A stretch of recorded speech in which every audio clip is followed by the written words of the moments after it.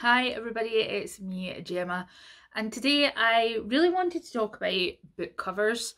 I know we all have those covers that have really captured our imagination and given us the push into buying a book, whether or not that's hardback, paperback, something like that.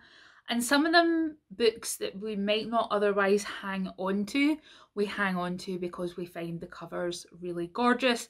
So today I wanted to talk to you about some of my favourite covers that have done those things for me. So first of all, we have this classic Tales of Horror. This is an anthology. I got it one day when we went to Costco and it just really struck me as being like really old-fashioned Victorian sort of horror book, and it has lots and lots of short stories in it. Poe, Conan Doyle, let me see what else, Franz Kafka,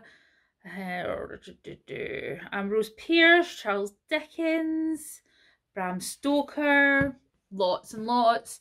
And I just thought it was a really cool book for the shelf. I love horror gothic short stories anyway, but I just thought this looked really, really cool, and obviously the gold foil as well I thought was really pretty. And it also has, let me see, where is it? It has the really lovely royal blue bookmark as well, and the pages are really not too thin, which I like. So yes, this is a very pretty book. I just really liked it, and it has a lot of my favourite short stories in it, like Dracula's Guest and things like that. So we stand that book. We stand gothic horror.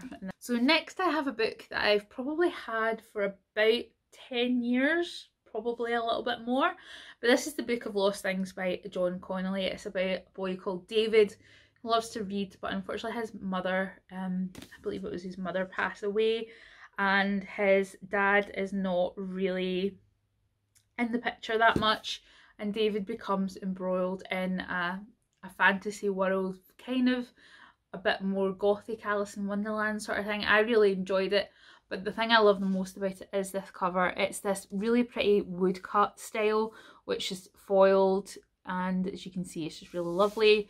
And then the actual book itself, I don't know how well you'll be able to see it, the actual book itself is stamped with the same woodcut style, which I just thought was a really lovely extra touch. I really liked it, and this is actually my signed edition as well, so it's a really sort of special possession of mine that I keep, both because it's very pretty and because it's signed as well by one of my favourite authors. So, and I think that was in like 2007, I want to say. I can never remember. 2006 this came out, and I was right in front of the line to get it signed, let me tell you. So then, this is one I've not read yet, but the cover just keeps calling to me, and that's, pardon me, that's Sorcery of Thorns by Margaret Rogerson, and I just think this is really pretty. It's not necessarily foiled, but it's got more of a kind of like almost duochrome thing going on. I really like the style of it. I like the illustration on the front.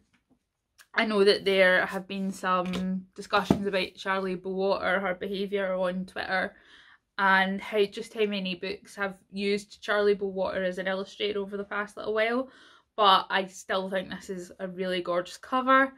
But I think when you have the same style in loads of covers, it does kind of take away from it a bit, but I still really like this one. Even though I haven't read it, I'll get there eventually. I didn't so much enjoy An Enchantment of Ravens, and I think that's been putting me off. Like, it was okay, but I wasn't like blown away by it, so I think I've just not been in a hurry to read Sorcery of Thorns.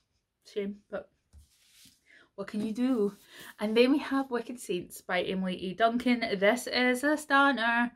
It's got this really beautiful cover, the lovely spine with the picture of Nadia, and then the actual end papers are stunning as well, and also the inside, let them fear her.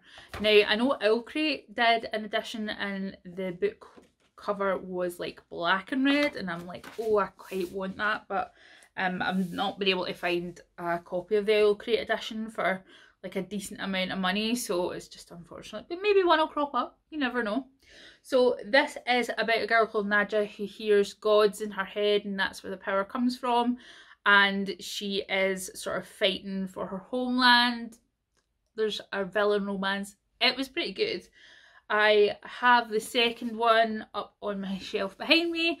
I'm really looking forward to reading that as well. But I think this cover was just really something different and something like a bit special with the sort of side. It looks really gorgeous on the shelf with the other editions as well. So that should be good. And I enjoyed the book. I think the book's a solid like 3.5 stars, I would say, for me. I'm hoping that the sequel will be a bit more. So now this is standing in for a whole series, but that is the Devabad trilogy by A.C. Chakraborty. I think that these covers are stunning. They have this sort of Mughal Islamic architecture on the front, and you probably can't see it this close, but this sort of tile style related to kind of the Turkish Iznik style, I think, but I'm not sure what that's called. I'll need to look it up.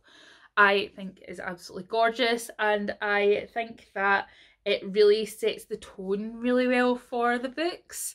I've read City of Brass. I have City of Brass, Empire of... I have City of Brass in paperback, but I also have Kingdom of Copper, and as well as Empire of Gold in the hardback, and they look really stunning together. I have not read either one of these, but I did enjoy the first one, even though I thought the first one did move just a trifle slowly in the beginning. It still caught up with me, and I couldn't, like, it's one of those books that you think about constantly. You're like, I really need to buy Empire of Gold.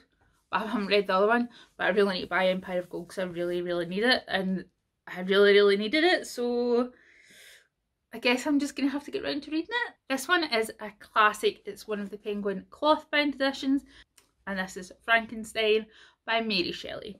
And as you can see, it has this lovely illustrated heart on the cover. It's got the cloth bookmark, and it's just generally a really pretty edition. I also have Dracula and Dante's Inferno in these cloth-bound editions. They're all really pretty, and I probably will get, I think Moby Dick will be the next one I'll get. So yeah, I really love Frankenstein, and I love that cover, so I was like, that's the edition that we want.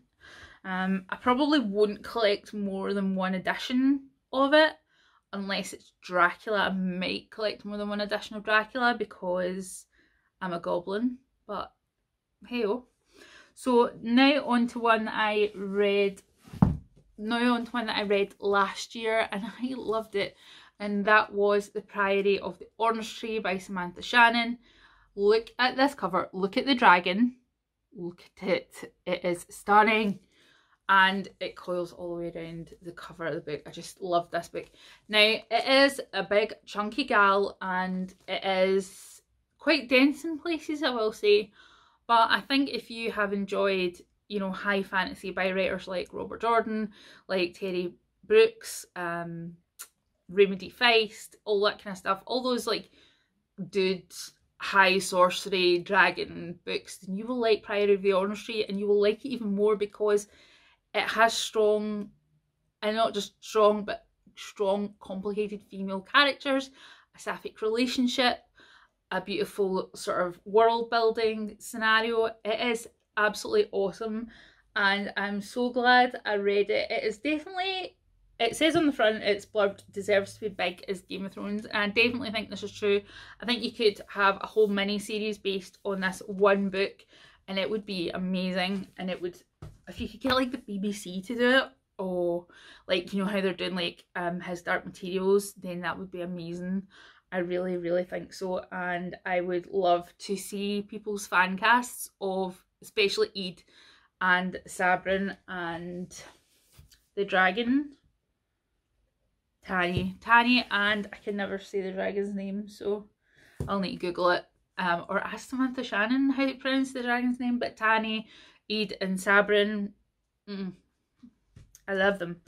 And again, it's one of those books that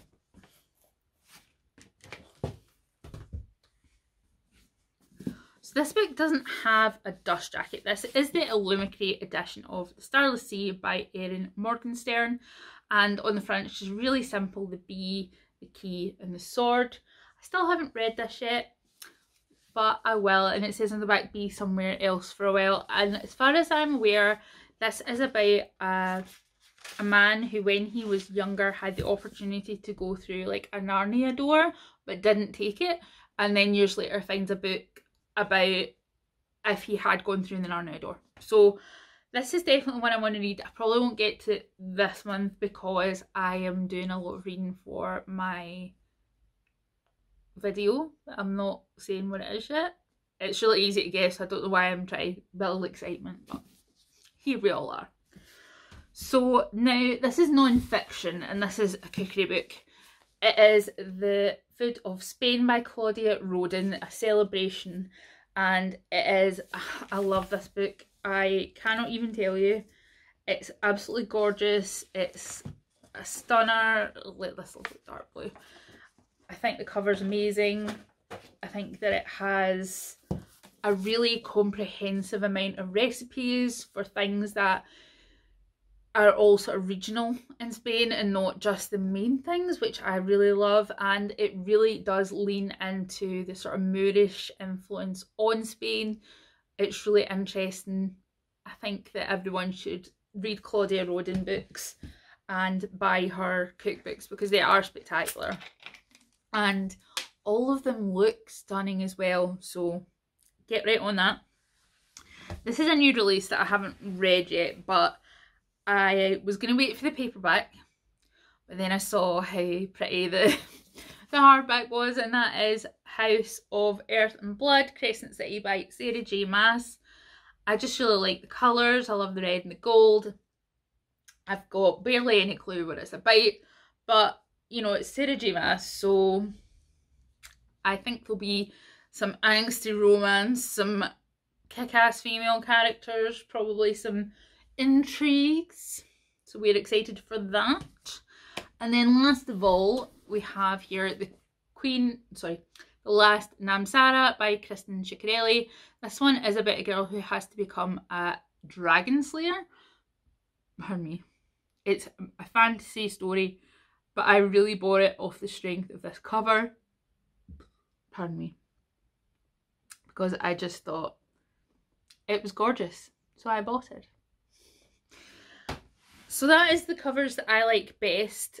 Of course, I like lots of other covers, but I just wanted to sort of give you guys an idea of what I like. I really love illustrated covers. I love fantasy stories, so that is the kind of covers that I generally like.